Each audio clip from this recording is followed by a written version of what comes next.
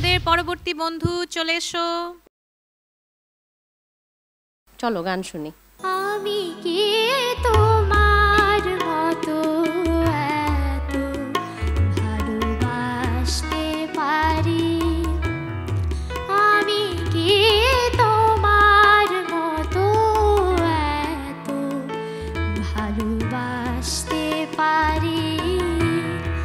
আমি তো শুধুই নিরাপায়ে কাছে আসতে পারি।